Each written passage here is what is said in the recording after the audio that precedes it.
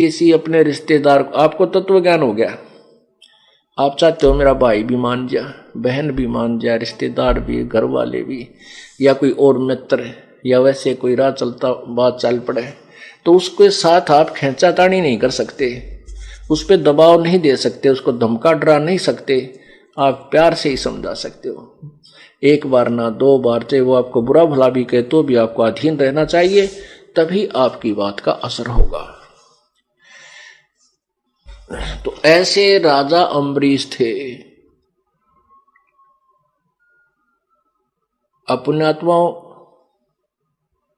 गीता जी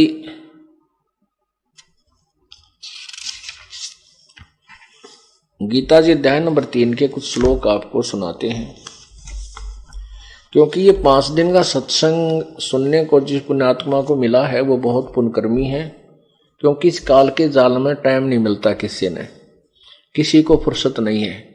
और फिर जिस दिन ये बटन ऑफ कर देगा इस जिंदगी का काल, फिर सब न फुर्सत हो जाती है।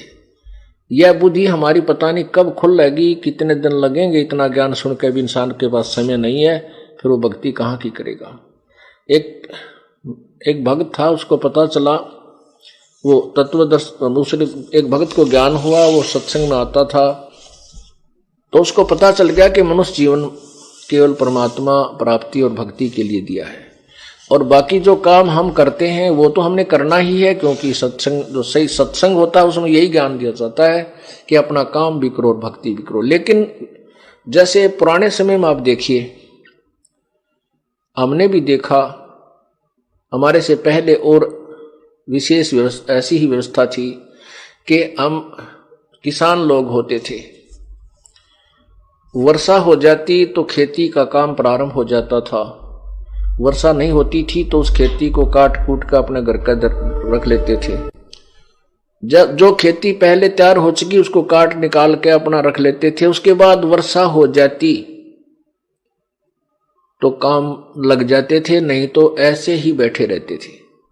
पहले समय में क्या होता था कि बारात जाती थी और कहते 5-5, 6-6 रोटी खाना देते थे 6 टाइम का, तो 6 टाइम के खाने में 5 टाइम के खाने में 3 दिन लग जाते, 1 दिन जाने में, 1 दिन आने में, 3 दिन डटने में, कह लागे 6 दिन, 5 दिन। और पहले कोई काम नहीं था, या ताश खेलने जाते या अपना और गप्पे मार लेते, तो भी गुजारा करके टाइम पास करना है इस जीवन का, मनुष्य जीवन को। लेकिन यदि हम भक्ति में थोड़ा समय निकाल लें, एक व्यक्ति बीमार हो जाता है, घर का सदस्य मेडिकल में ले जाना पड़ता है, एक व्यक्ति तो परमानेंट उसके साथ रहे, और एक आने और जाने वाला सामान, कभी रोटी ले जा रहा है, कभी कोई दवाई ले रहा है, और चिंता नारी, काम भी छूट गया, पैसे भी लग रहे हैं। तो एक ऐसे जब ज्ञान हो जाता है तो फिर वो भक्त ऐसे सुअसुर को चूक्या नहीं करता। तो ऐसे एक भक्त को ज्ञान हुआ तो वो उसने सोचा, अपने मित्र, विशेष मित्र था, उसको समझाने लगा कि भाई सत्संग में चल लिया करे। उसका मित्र जो था वो कहने लगा, भाई तै तो बावड़ा हो गया, तो पागल हो लिया, बता छोटे छोटे बच्चे हैं और इनका पालन पोषण करना है, काम नहीं करेंगे तो कैसे काम चलेगा। वो भक्त कहता है कि काम तो करेंगे, और एक दिन में ना आ सकता, कम से कम रात ने तो चाल है, रात्रि में तो सुन ले सत्संग। रात्रि तो अपनी है, अपनी नींद में तो आप कटौती करके सत्संग सुन लेंगे, फिर आ जाएंगे सुबह बड़ा ना टाइम को, ना फुर्सत को नहीं मेरे को। उसने बार बार कहा, वो दोस्त फिर जाता कि चल भाई सत्संग में, उसको पता था कि नालायक अपना जीवन खो रहा है, और वो मित्र समझ रहा था भगत को, यू नालायक से नकम्मा हो गया, काम भी ना करता और मुझे और बेकार बनाना चाहता है। तो वो बार बार कहता, तो वो कहता मुझे फुर्सत नहीं भाई, मैं नहीं चलता, मुझे फुर्सत नहीं, मेरे पास समय नहीं, फुर्सत नहीं।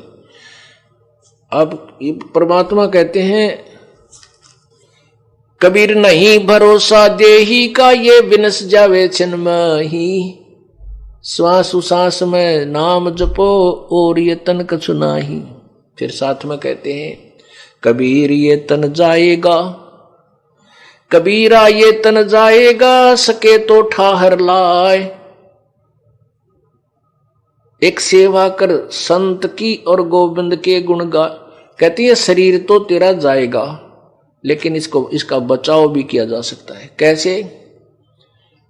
इसके बचाव के दो ट्रीटमेंट है, दो साधन है, दोनों ही करने पड़ेंगे। सेवा करे सतगुरु की और गोविंद के गुण गा। ठहर किसे कहते हैं? जैसे पुराने समय में हमने देखे जो वुडन बैटन और वुडन बीम से बने हुए मकानों की छत होती थी, जो लकड़ी की कड़ियों से, कड़ी होती हैं छोटी छोटी लंबे लंबे कड़ी होती थी, वो 3 इंच चौड़ी और 4 इंच मोटी, एक लंबी 8, 10, 10, 12 फुट 9 फुट लंबी लकड़ी की, उनको बैटन अंग्रेजी में कहते हैं और कड़ी कहते हैं अपनी लोकल लैंग्वेज में। तो उन कड़ियों की छत दे दी जाती और उनका फिर सतीर होता था, बीच में एक बीम होता था लकड़ी का। तो वो किसी प्रकार से उसमें कोई टूटने की शंका हो जाती, कोई उसके अंदर क्रैक आ जाता, त्रेड़ आ जाती, उसके नीचे एक बल्ली लगा दिया करते मोटी लकड़ी की,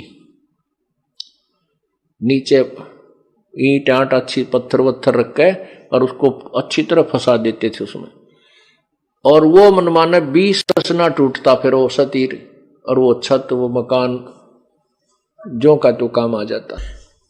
यदि उसके साथ नीचे वो ठहर ना लगाते तो वो टूट कर बर्बाद हो जाता।